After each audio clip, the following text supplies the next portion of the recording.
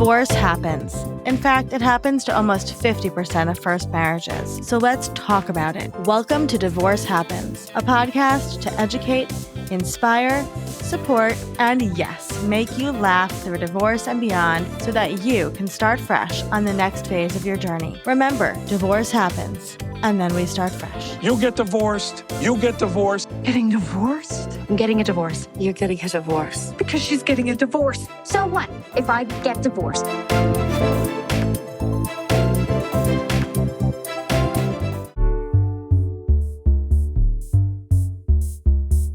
Hello. Welcome back to Divorce Happens, the podcast where we support you before, during, and after divorce with education, inspiration, and of course, a little bit of laughter because divorce happens and then you start fresh.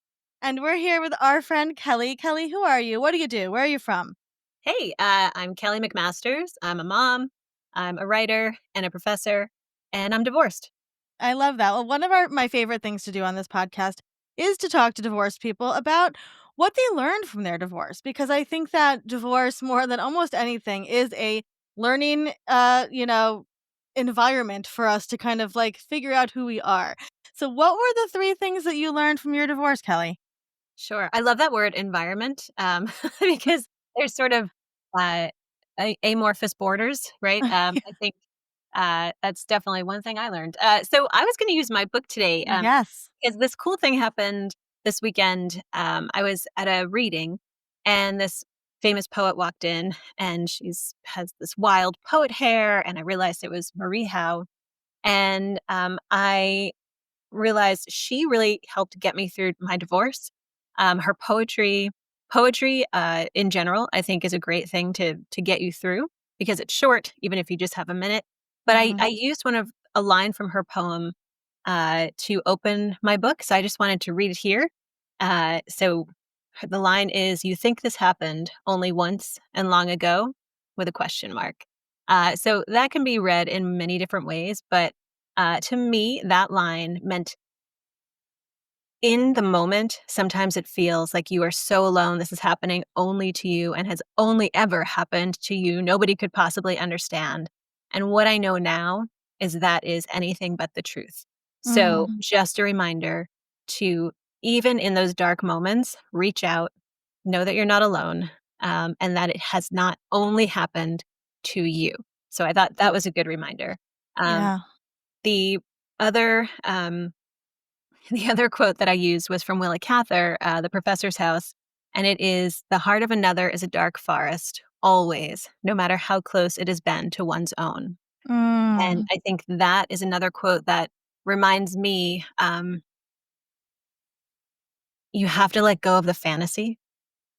You have to let go of what you thought was true. And for me, that was probably the hardest part of divorce. Once I was able to do that, my expectations, my hopes, my dreams, my fantasies, and live in the real world again, that made everything possible. And I think that idea of the dark forest, especially in the depths of the divorce proceedings, which can get so Dark. emotional, right? Yeah. You don't really know that person the way you thought that you might. Yeah. Can you read that first quote again to us? Yeah, for sure. The Howe one. Yeah. "You think this happened only once and long ago?"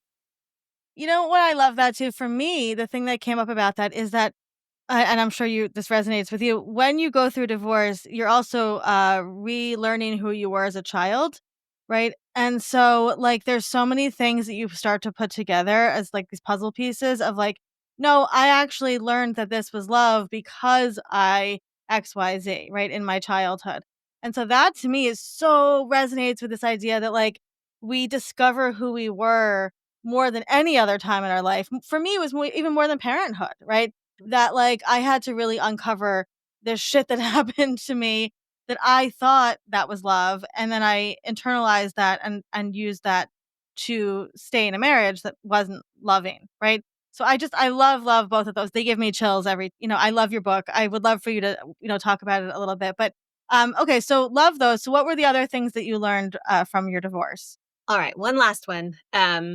So, because I did have 3 poems that started. I love it. We love Anyway, poems here. um, this one's by Joy Harjo, who's amazing, and this is from her poem Memory Sack, and there's just 3 short lines.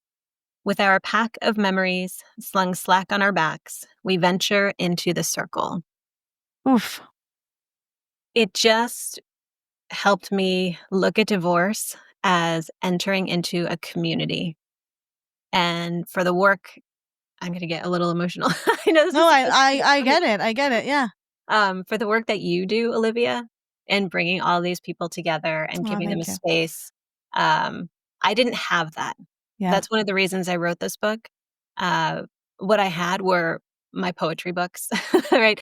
Now there is an amazing community available online. Yep. There's an amazing community available in your bookshop.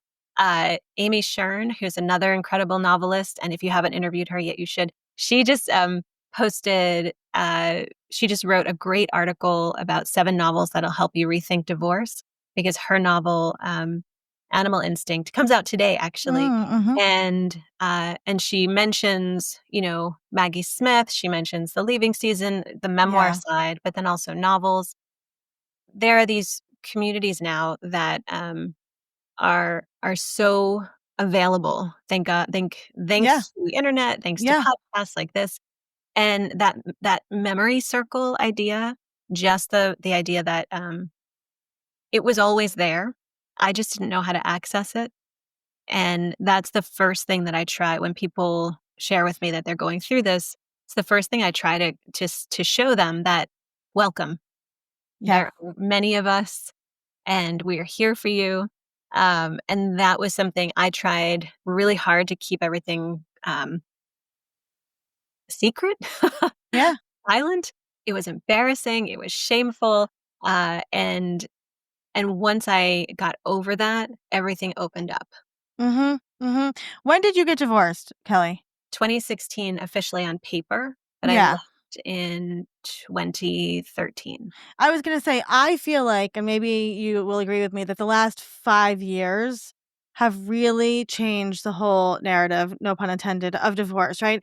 Even I got divorced in 2019, I separated, and I was the first one of my friends. I didn't have any there weren't memoirs about divorce. There was heartburn. That was it. I had Meryl Streep and I had Nora Ephron. That was pretty much all I had. And so, like, and a lot of Carly Simon. And so, that was really like all I had. And maybe a couple bloggers were starting to write about it. And now it's just beautiful, like literally library shelves full of divorce memoirs. And I think that also, I'm not surprised that it's all happened this way, because it's quite powerful, right? To have, basically, these are spell books, right, about how to find yourself again, right? And so, a lot of people don't want women to read those, and so we are all about those. And I'm excited. I've interviewed many of those authors, and I'm excited to interview more. Can you tell us a little bit about your book, though? Sure. Sure, and when I was writing it, it's called The Leaving Season, a memoir and essays, and when I was writing it, I wanted it to not be, now it sounds pejorative, but not be just a divorce book. I think at the time, it was sort of pushed off into a little corner of the shelf, of like a self-help shelf. It wasn't the shelf that it is now. Uh, but for me, I think any divorce book is not just a divorce book. It's what you said. It's a spell book because it is about a woman finding herself, usually a woman. Sometimes there are men too, who Yeah. write these great books. But for me, it was also the story of finding myself as a mother and learning how to parent, and learning, kind of stepping into that role in a new way as a single parent. Mm.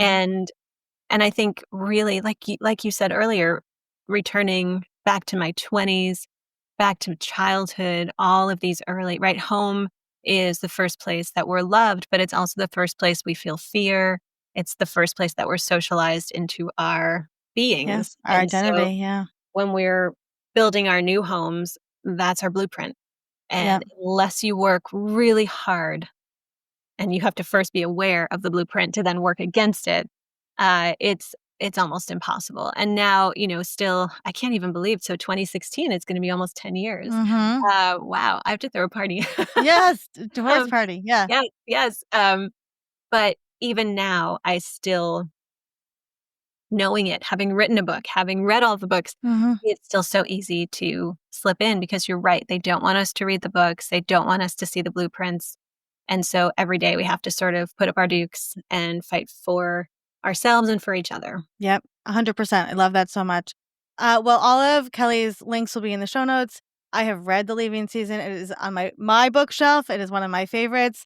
And you are brilliant, also a Long Island person, so we give you major credit for that over here at Fresh Starts. And Kelly, just thank you for, your authenticity and for being comfortable in your own skin so that other women could find their skin too. So, thank you so much for being here today. Oh, thanks so much. It was great.